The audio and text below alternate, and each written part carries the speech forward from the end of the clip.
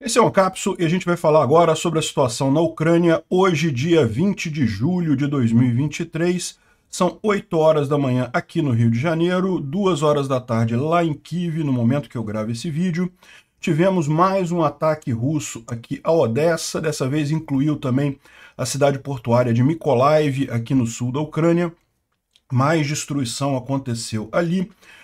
Mas, de novo, destruição em alvos civis, destruição que não afeta em nada o aspecto militar, né? Inclusive, destruição que deve irritar bastante a China, porque acabou destruindo grãos que eram para ser enviados para a China, inclusive, e a própria embaixada da China, o consulado da China em Odessa foi atingido também, né? Vamos falar sobre alguns progressos que os ucranianos tiveram aqui na linha de frente, nada que chame muita atenção. Parece que em Bakhmut os ucranianos entraram em Klishivka, então começou a batalha dentro da cidade de Klishivka, mas fora isso não temos nenhuma grande novidade aqui na linha de frente, né?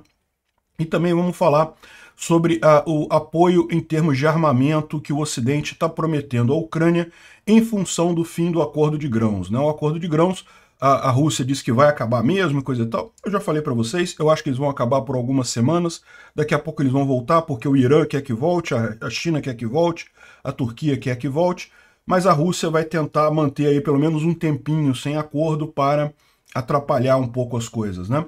Mas, de qualquer forma, nesse meio tempo, existem alguns países ocidentais que estão prometendo mais armamento para a Ucrânia, o que é sempre uma coisa positiva. E vamos falar também sobre a discussão entre o Gabriel Boric e o Lula lá na CELAC. Infelizmente, o Lula do lado errado, o Gabriel Boric do lado correto, mas enfim, vamos falar sobre isso.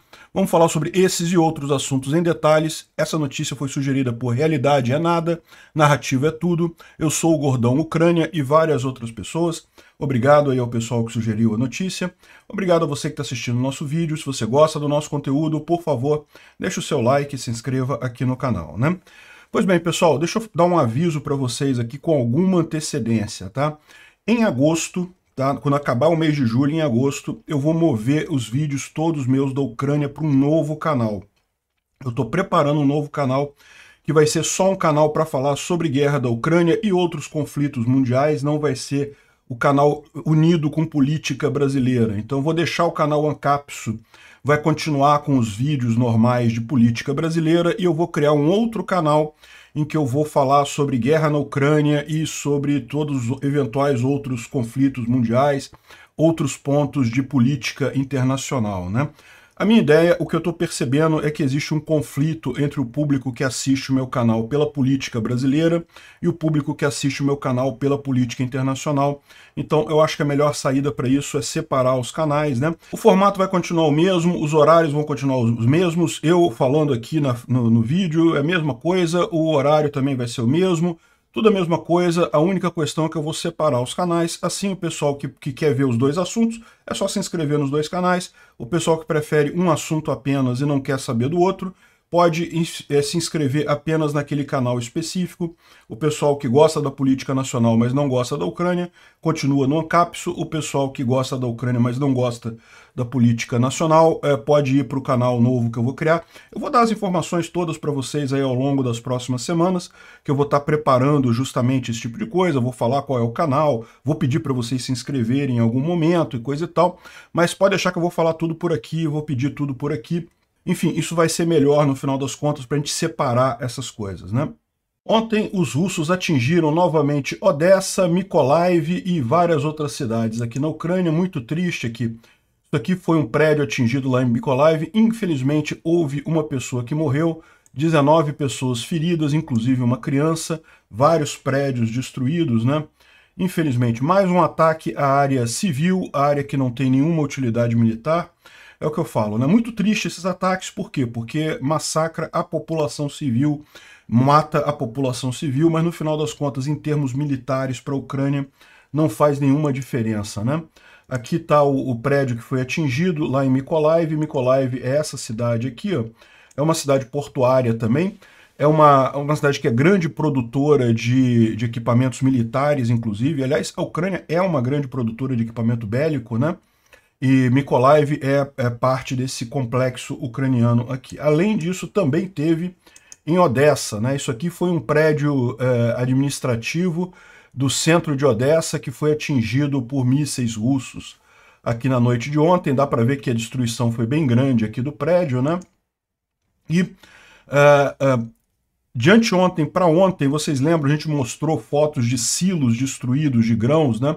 E o Zelensky dá a informação agora que 60 mil toneladas de grãos que eram destinados para a China foram destruídos durante esse bombardeio de Odessa de anteontem para ontem, né? E como se não bastasse, o prédio do Consulado-Geral Chinês lá em Odessa também foi danificado pelo ataque que aconteceu lá, né? Não foi um dano muito grande, foram algumas janelas quebradas, algumas coisas quebradas, mas ainda assim foi danificado o consulado chinês lá em Odessa, né? É lógico, a gente sabe que a China já está querendo a volta do acordo de grãos, já reclamou com a Rússia disso.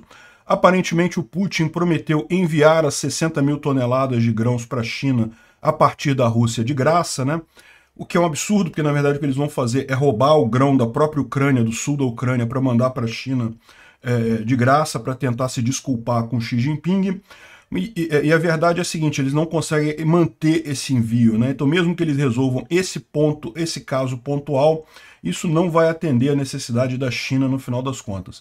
A Turquia, a China e outros países já estão pressionando a Rússia para a retomada do acordo de grãos. A Rússia listou uma série de exigências que eles querem para retomar esse acordo de grãos, mas isso ainda vai levar algum tempo, porque o pessoal não vai ceder, por exemplo, na volta do SWIFT, né? Aliás, essa lista de exigências é muito boa, justamente para os países do Ocidente saberem aonde que está doendo as sanções. Então, a gente já sabe que a rede SWIFT é um lugar que está doendo mesmo para a Rússia, né? Foram ontem um total de 19 drones Shahed, dos quais 13 foram derrubados. Foram 3 mísseis Calibre, que 2 foram derrubados. Também 5 mísseis Iskander, derrubaram 3. Além desses, 7 Onyx, a gente falou sobre eles ontem, né? E 4 Ra-22. Esses, nenhum deles foi derrubado pela defesa antiaérea ucraniana. O pessoal explica aqui que isso acontece porque a velocidade desses mísseis é muito alta, eles são mísseis supersônicos, e em tese apenas com Patriot você consegue derrubar esse tipo de míssil. A Ucrânia já tem alguns sistemas Patriot, mas não tem suficiente para todo o território da Ucrânia, então infelizmente não tem como alocar em todos os lugares. Certamente Kiev, a gente sabe que tem um sistema Patriot lá, aparentemente, infelizmente em Odessa não tem isso ainda, né? Mas, então esses mísseis, o Ra-22, o Onyx e outros também, como o Kinjal e coisa e tal, também eles, infelizmente, não tem como separados ali na região de Odessa, né? Enfim, foi um grande ataque, tá? Aqui o pessoal está dizendo aqui que foi o maior ataque. Não, não foi o maior ataque em Odessa. Muita gente está falando assim, mas os russos não estavam acabando com os mísseis. Se você olhar, realmente o número de mísseis usados nesses ataques está cada vez menor, né? A gente lembra quando a primeira destruição da ponte da Crimeia, a Rússia retaliou por várias semanas, atingindo a Ucrânia com levas de 100, 120 mísseis. Agora as levas são, foi 19 drones, 3, 5 mísseis. Se somar tudo aqui dá uns 20 mísseis. Ontem também foi alguma coisa nessa área, chegou talvez a uns 30 mísseis ontem. Ou seja, de fato você vê que sim, a Rússia está ficando com poucos mísseis no estoque deles, né? Vai acabar? Não, não vai acabar, porque justamente eles vão controlando o número de mísseis que eles usam para sempre ter alguma coisa para responder alguma coisa, mas cada vez mais eles têm menos mísseis nos ataques, né? Então, é o que está acontecendo aqui, é uma retaliação grande, não estou dizendo que não foi um prejuízo grande para a Ucrânia, deu para ver ali os prédios todos do porto de Odessa destruídos, mas é uma retaliação que a Rússia não consegue mais fazer tão grande quanto já fez no passado, né? Então, isso daqui é uma excelente oportunidade para a Ucrânia pedir para o Ocidente mais um sistema Patriot, né? Quem sabe colocar um sistema Patriot ali naquela região ali de Odessa, né? Não resolve um monte de problemas de uma vez só, protege a cidade de Odessa mais desses mísseis e ainda dá cobertura para uma eventual ofensiva ali na região de Kherson, né? O míssil Onyx que a gente mencionou, né, já tinha sido usado antes, tá? Não foi ontem que foi a primeira vez que ele foi usado, não. Mas é um míssil que a Rússia tem poucos deles, então ela usa muito de vez em quando. E é um míssil que não dá para usar em qualquer lugar também. Por quê? Porque ele é um míssil antinavio. Ele sobe, aí depois ele desce, começa uma trajetória próxima do solo, próxima da água, até atingir o navio. A ideia dele é ser um míssil antinavio, né? Então ele só consegue ser usado, por exemplo, ali na Ucrânia, em portos como Odessa, ali no sul. A Rússia não tem muitas oportunidades de usar esse tipo de míssil ali, né? Então, eles estão falando aqui que para proteger Odessa e Mykolaiv seria necessário Patriot ou SAMP-T, que pudessem ser colocados nessas cidades, né? A gente vai ver que o pessoal já está negociando isso, mais sistema SAMP-T para a Ucrânia. Vamos ver se efetivamente melhora, né? Bom, lembra o ataque ontem naquela base lá no sul da Crimeia, lá, né? Que houve uma explosão enorme. A gente tem aqui a foto de radar mostrando o resultado. Isso daqui era a base militar antes do ataque, né? Então dá para ver aqui que tem as proteções todas aqui, coisa e tal. Dá para ver que foi, como a gente viu, né, no vídeo, era uma área muito grande, uma área enorme que explodiu ali, várias explosões secundárias em lugares diferentes aqui, então toda essa área aqui foi detonada, né? E isso aqui era um campo de treinamento antes, mas o pessoal estava usando para depósito de munição, tanto que a gente viu as enormes explosões que aconteceram ali. Então realmente tinha muito explosivo nessa área aqui, tinha muito material por aqui, né? E nós tivemos de ontem para hoje mais um grande ataque em Rozdone. Rozdone é essa cidade aqui no norte da Ucrânia, no norte da Crimeia. Tá vendo aqui, o Rozdone aqui no norte da Crimeia. Ontem a gente já teve um ataque aqui, eu mostrei para vocês. O pessoal fez um ataque com um drone, atingiu alguma coisa ali na região. E parece que hoje a gente tem agora um ataque com um míssil. Olha essa gravação que é de hoje, aqui, dia 20/7, 4 horas da manhã lá na Ucrânia, devia ser alguma coisa perto da meia-noite, 10 horas da noite aqui no Brasil de ontem, né? Vamos ver o vídeo aqui.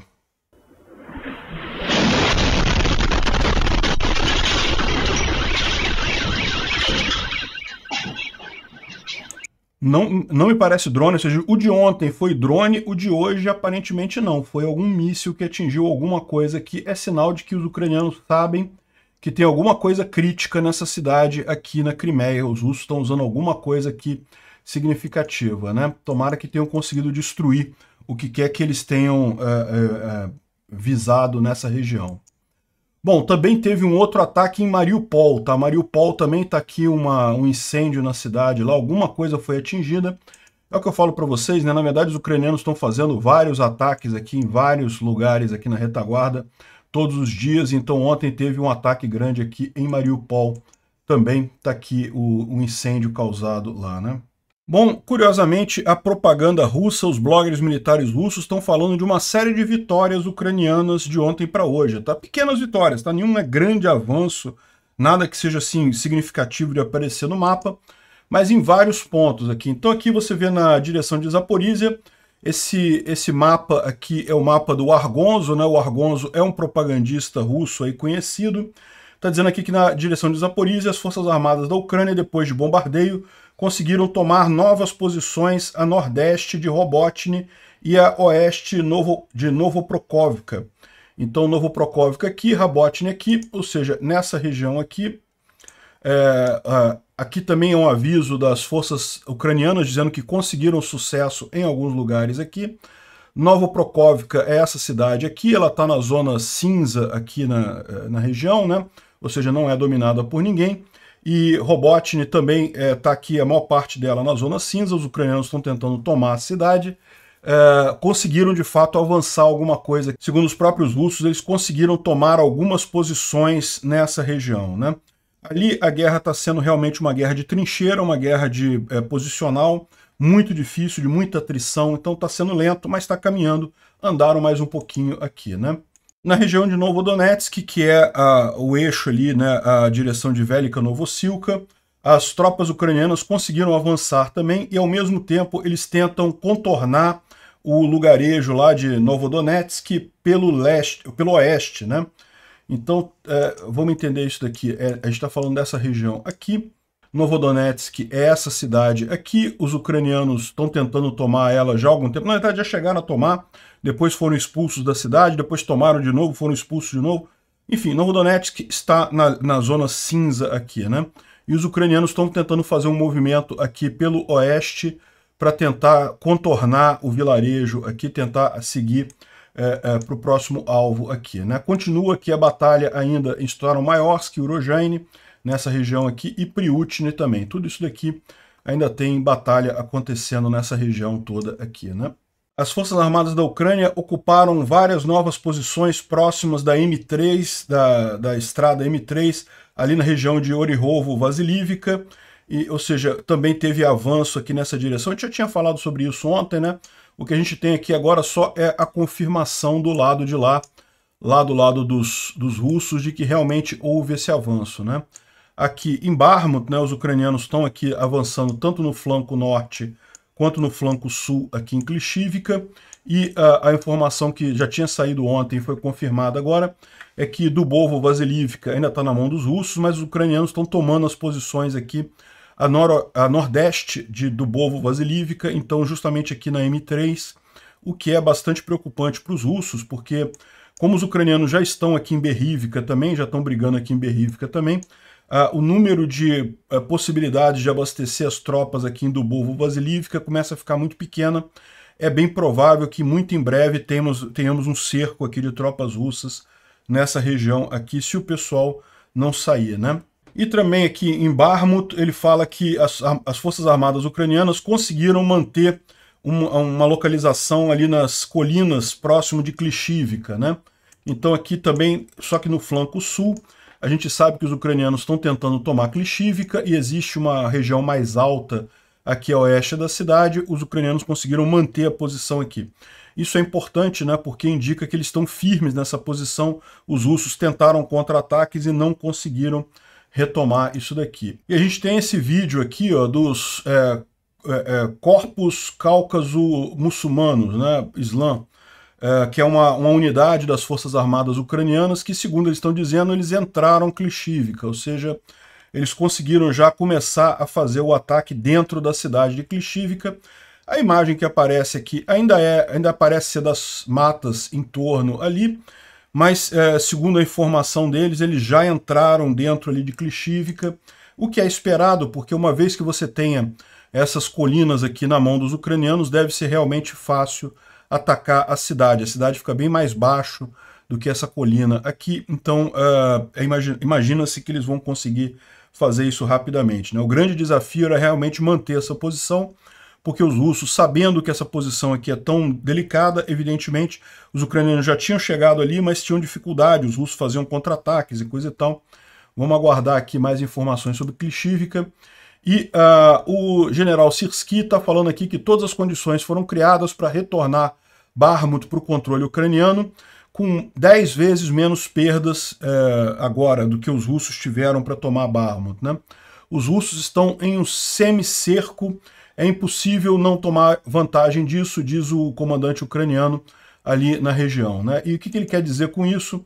Como eu falei para vocês, essa área que os ucranianos estão tomando aqui, tanto aqui ao norte quanto aqui no flanco sul, ela é uma área mais elevada, então ela dá possibilidade de atingir essas estradas todas que são usadas para abastecer Bakhmut, né? Então, ou seja, não é ainda uma situação garantida de retomar ou de cerco completo dos russos aqui, mas os ucranianos estão dificultando essa ação dos russos aqui.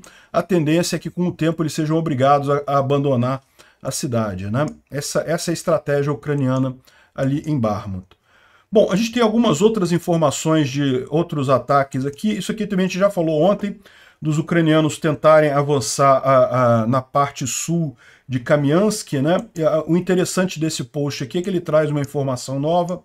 A gente falou ontem que os ucranianos eles estavam tentando tomar Jerebianki a partir aqui de Piatihatsky, mas eles têm um problema da altura, né? Aqui a partir do norte eles tentaram também, mas não foram bem sucedidos. Então eles estavam avançando a partir daqui para tentar tomar Luhov, e aqui de Lugov certamente cortariam o abastecimento de Jerebianki e conseguiriam tomar essa região aqui, né?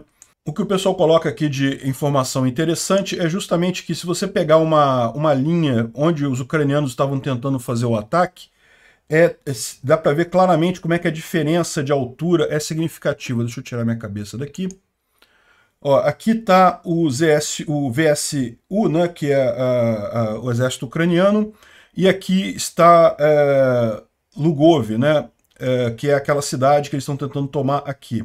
Jerebianki está em algum lugar por aqui. Então repara como é que os ucranianos têm que subir um morro aqui, tem que vencer uma altura grande aqui para tomar Jerebianki, para depois chegar a Lugov aqui pelo caminho que eles estão fazendo de ataque atual, né?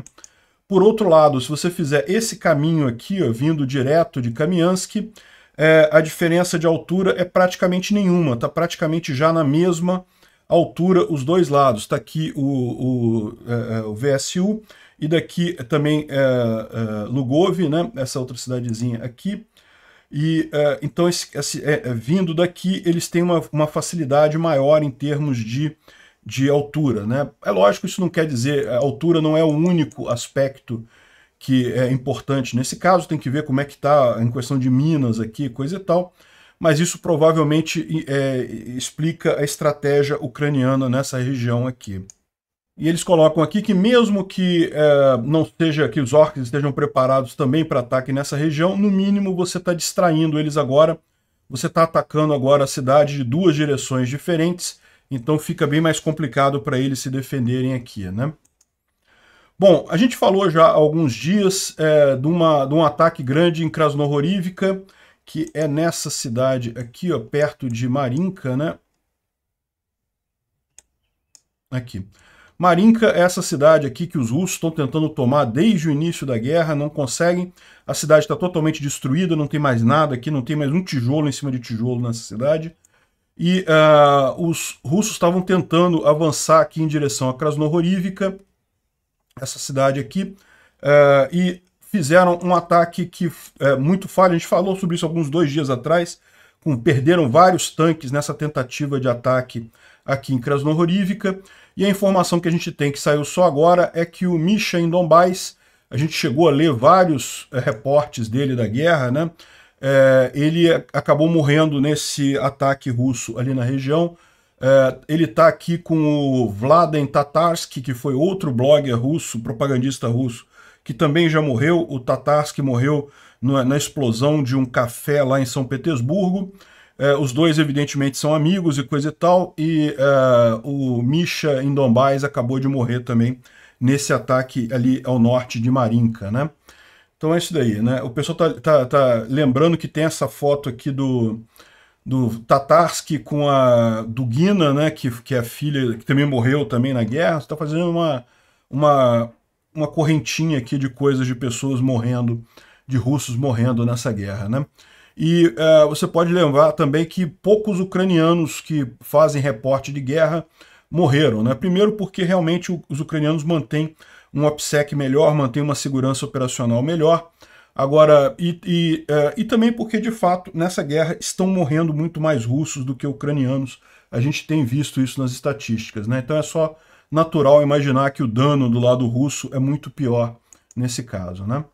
Esse vídeo aqui é um vídeo bem interessante sobre um ataque da 3ª Brigada de Assalto Motorizada lá próximo de Bakhmut. Justamente aqui aquele canal ali que tem em Kurdyumivka, né, que foi vencido pelos ucranianos recentemente. E o que ele fala aqui é justamente que isso aqui é um exemplo dos ucranianos usando combined arms, né, ou seja, exércitos combinados num ataque, né? E ele fala aqui que como é que funciona, que vai a brigada de assalto e também a infantaria e a artilharia, tudo ao mesmo tempo e coisa e tal, e tem um avanço bacana aqui.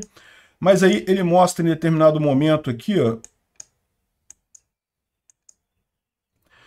que aí eles chegam numa área minada e eles são obrigados a limpar a área minada praticamente na mão, né? Ou seja, uma coisa que certamente está faltando para os ucranianos é uma maneira de vencer campos minados aqui. Ó. Dá para ver o pessoal tirando as minas na mão para poder passar com os tanques, o que certamente acaba atrapalhando, né? A grande coisa de um ataque combinado desses é justamente a coisa estar toda sincronizada.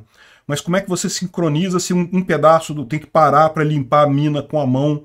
Né? É realmente muito complicado isso daí, né? Enfim, de qualquer forma, esse caso aqui foi um caso de sucesso que eles tiveram ali próximo de Kurdyumivka. Aqui não dá para ver se isso daqui é a margem direita ou a margem esquerda. Dá para ver que certamente é o canal, aquele canal que tem aqui em Bakhmut, né? Esse canal aqui em Bakhmut, né? Os ucranianos já estão do lado de lá do canal, já estão brigando aqui em Kurdyumivka, Ozarianivka e também Andrivka, essas três cidadezinhas aqui. E em algum lugar por aqui, a gente não sabe exatamente onde que aconteceu isso, né?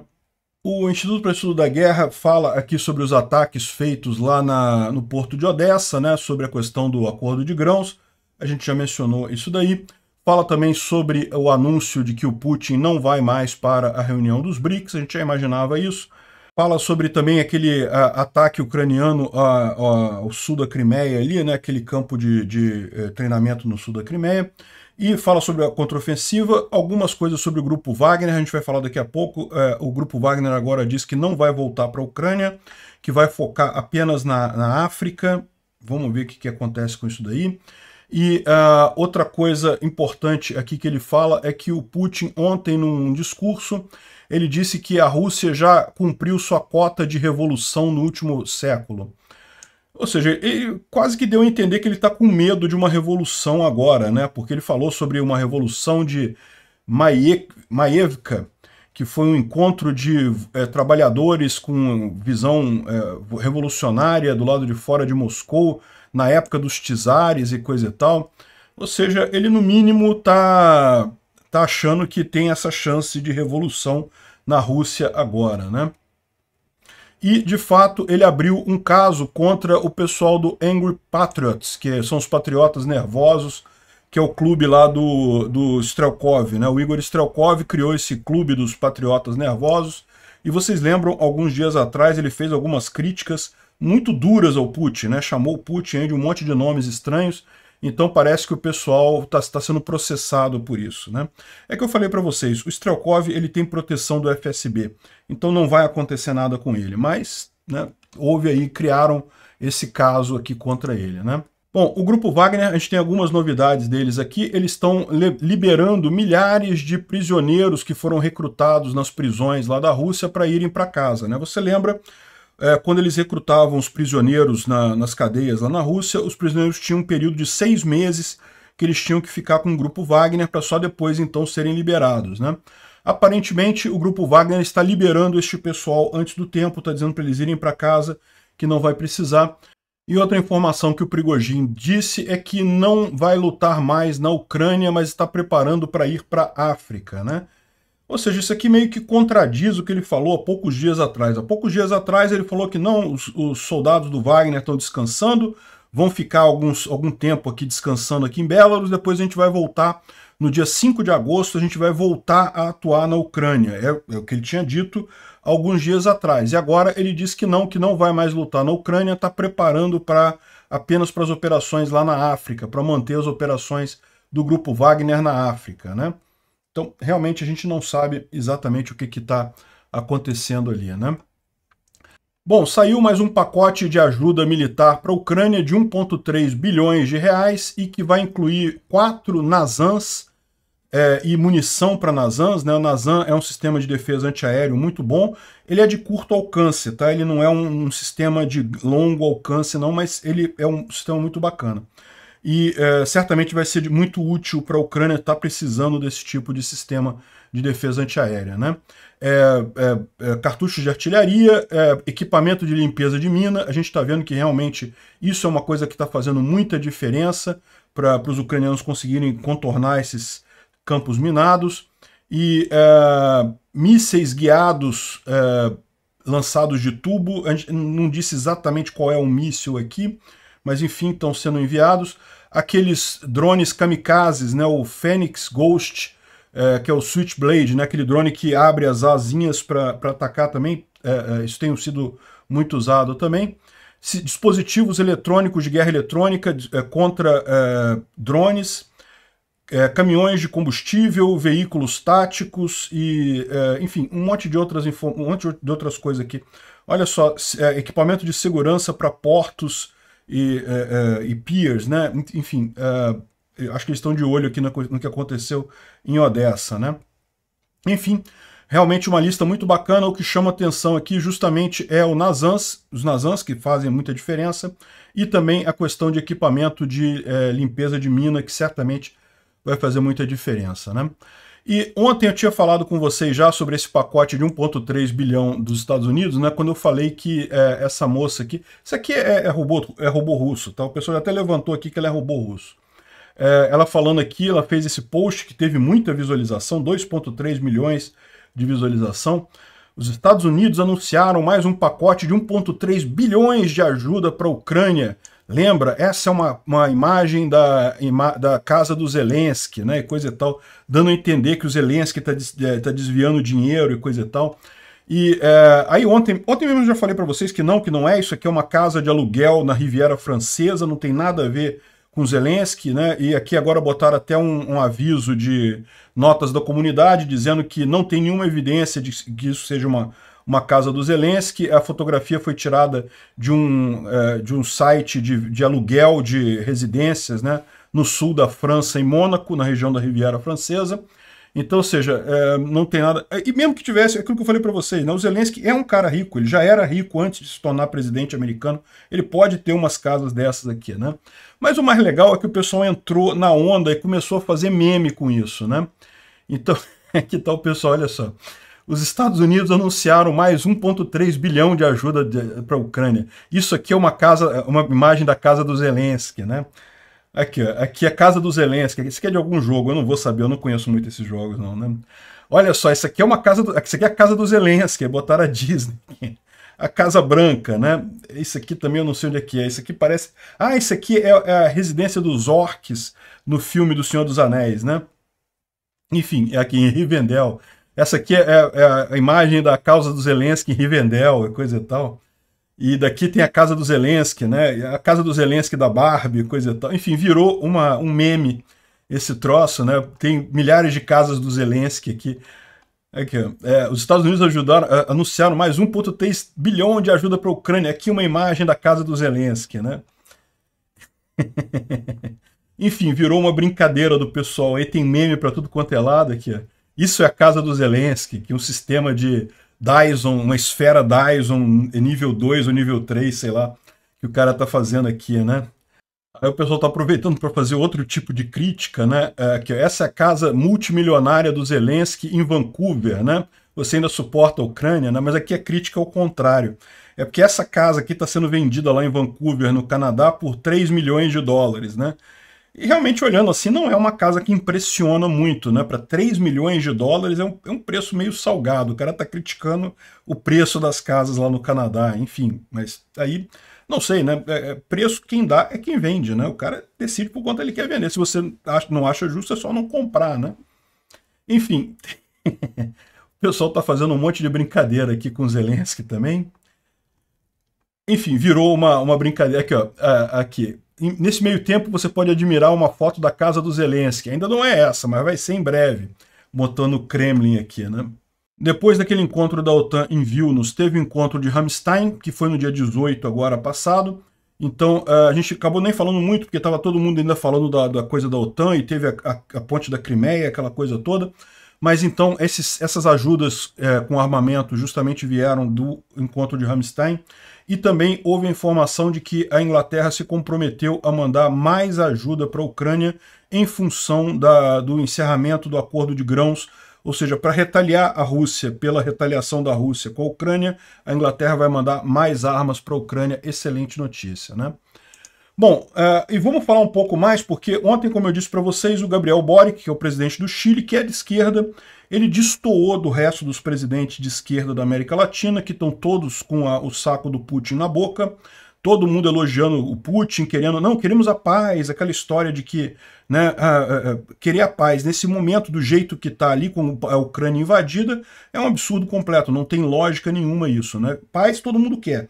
A gente quer a paz do jeito correto, com a Rússia saindo da Ucrânia, até porque, como a gente já viu em Minsk, né, no acordo de Minsk em 2015, se fizer um acordo para parar do jeito que está agora, é só uma questão de tempo para a Rússia se recuperar e daqui a 10 anos vai fazer outro ataque de novo na Ucrânia, então não faz mais sentido ter outra solução que não seja tirar a Rússia totalmente da Ucrânia, né?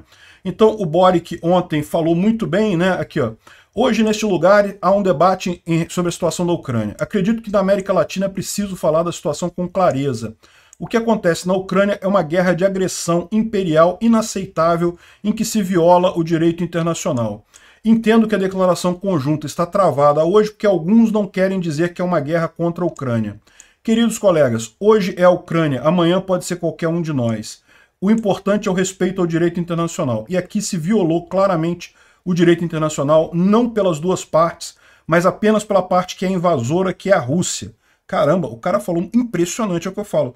O Boric realmente ele é um outro padrão em relação à esquerda sul-americana, né? Infelizmente o Lula ainda é daquela geração passada da esquerda marxista aqui da América Latina, que adora Castro, Fidel Castro, Venezuela, Hugo Chávez e coisa e tal, né?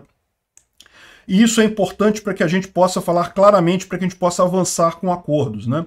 Então ele falou muito bem. E aí, lógico, veio o idiota do Lula falar, não, que o Boric é um jovem apressado, que não pode, a gente não pode tomar posição sobre a guerra, porque o mundo já está cansando da guerra e daqui a pouco a Ucrânia perde apoio e aí a Rússia vai ganhar essa guerra e não sei o que lá. Ou seja, o Lula, ele está falando exatamente a propaganda russa. Eu não sei quem é a pessoa que está vomitando essa propaganda russa no ouvido do cara, mas ele está repetindo palavra por palavra a propaganda russa, porque isso é o que o Putin espera já há algum tempo, né? Toda a expectativa do Putin é que em algum momento o resto do mundo vai cansar do assunto Ucrânia, vai parar de falar da Ucrânia, e aí a Rússia vai conseguir avançar ali, vai conseguir ter o que ela quer lá na Ucrânia. Não vai acontecer isso, não. Eu vou garantir que não vai acontecer. Eu não vou parar em momento algum de falar da Ucrânia aqui no meu canal, né? Então, esse negócio, essa ilusão do pessoal, o pessoal está repetindo a propaganda russa. Não tem chance disso acontecer. Mesmo lá nos Estados Unidos, até o Trump já está falando em aumentar a ajuda para a Ucrânia se o Putin não aceitar as condições para encerrar a guerra dele. Ou seja, embora o Trump esteja falando sobre não que favorável ao Putin, dizendo que o Biden está errando ao mandar armas para lá, ele próprio reconhece que uma saída americana é justamente armar ainda mais a Ucrânia nessa história toda. Não tem chance nenhuma. O que o Putin fez foi uma guerra de invasão, uma agressão que não se justifica de forma alguma. Se o mundo deixar isso acontecer, nunca mais haverá paz. É a mesma situação da Segunda Guerra Mundial. Por que foi preciso parar os alemães a qualquer que fosse o custo? Porque se percebeu que se não parasse os alemães ali, eles iam continuar invadindo, iam invadir Península Ibérica, iam invadir Japão, iam invadir Estados Unidos, e acabar naquele mundo. Tem até um seriado que mostra esse mundo, né, em que os nazistas ganharam a guerra e coisa e tal. Ou seja, não tem alternativa. É o mesmo caso agora. Pode acontecer nessa guerra a Ucrânia ganhar e tirar a Rússia do território e a coisa acabar por aqui, ou isso encaminhar para uma terceira guerra mundial. Não tem outra alternativa. A hipótese de ficar do jeito que está, a paz do Lula que eles querem aqui, ou a hipótese da Rússia ganhar, não existem. Ou entra uma terceira guerra mundial, ou a Ucrânia ganha essa guerra. Obrigado por assistir o vídeo até o final. Além de curtir, compartilhar e se inscrever no canal, considere se tornar patrocinador com valores a partir de R$ 1,99. Clique no botão Seja Membro abaixo para saber as condições e vantagens de patrocinar o canal. Mais informações sobre o nosso projeto, visite nossos sites indicados na tela.